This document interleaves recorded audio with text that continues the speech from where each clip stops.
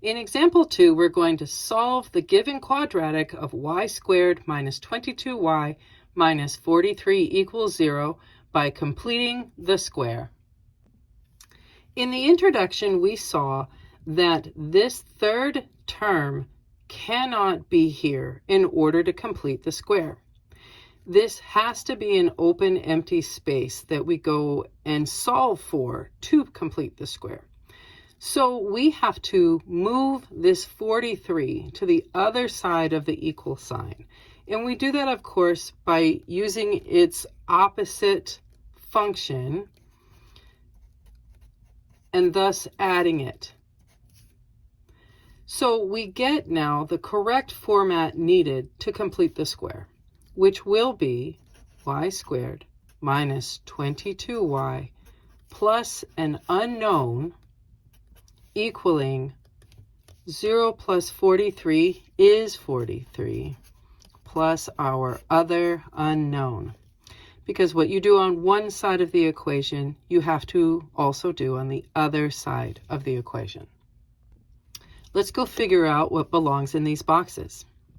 We do that by examining our b term. And we remember that we take the b term, we cut it in half, and then square it. So let's do it. Our b term is a negative 22.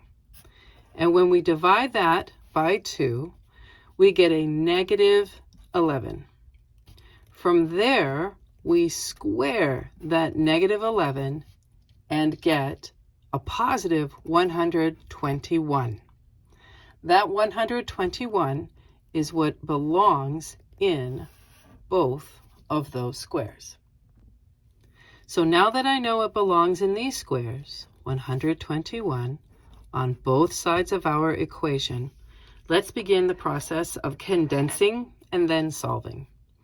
So the whole purpose of filling in this box, this square, was to be able to condense the left side of our equation. And when we condense it, we put it into its squared form, remembering that we use our variable as given to us, and we use whatever was created, whatever was found when I took that b term and I cut it in half. So that means that this condensed form is y minus 11.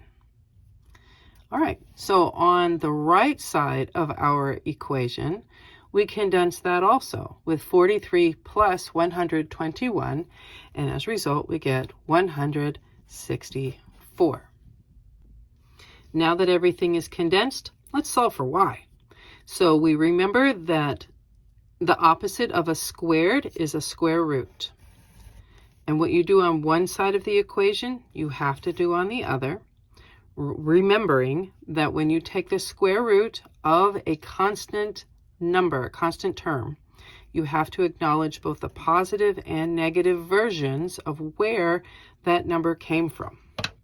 So the square root and the square cancel each other out on the left side of the equation, leaving for us y minus 11 equals plus or minus the square root of 164.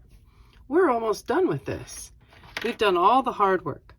So getting rid of the 11, you know you have to do its opposite. So opposite of subtracting is adding. And what you do on one side of the river, you do to the other. One side of the equation, you do to the other. Thus your 11s cancel out on the left side, leaving you with y equals 11 plus or minus the square root of 164. So some platforms, some textbooks, some teachers might let you leave it just like this. But if you are using a digital platform such as this one, you have to then bring this down to the decimal answer. So let's do that. We know that we've got 11 plus the square root of 164, and we have 11 minus the square root of 164.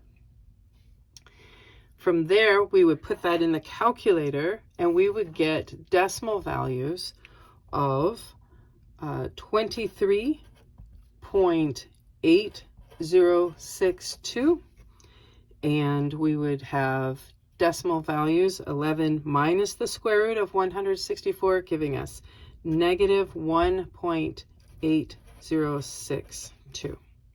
Remembering that we have to round to the nearest 100th, and the 100th is 2 decimal spaces. So we look at the third decimal space to tell us if we are going to 5 or more raise the score, or if we are going to 4 or less let it rest.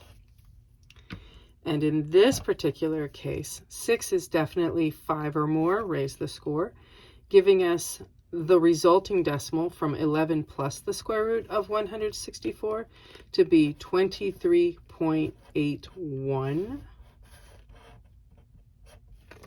And 11 minus the square root of 164 will give us negative 1.81. So these two decimal numbers are the two locations where our given quadratic crosses the x-axis. And there you go.